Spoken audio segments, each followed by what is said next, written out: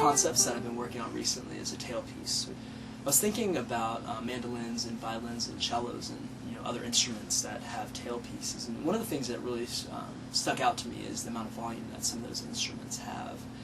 And I was thinking about how I could adapt the tailpiece to the classical guitar. The tailpiece works really well because it allows me to reduce the weight of the bridge, and therefore the amount of mass that's on the soundboard itself, which will help it vibrate more freely.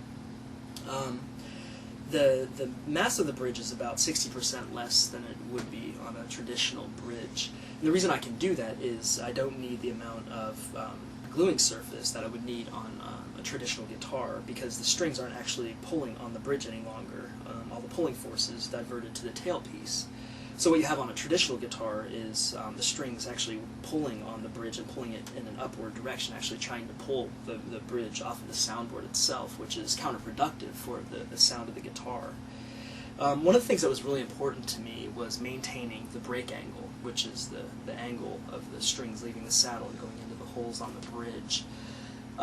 And that's really important because you need force pushing down on the bridge itself to activate the soundboard. The tailpiece itself isn't actually touching the soundboard, it just floats, so that doesn't add any additional mass to the soundboard.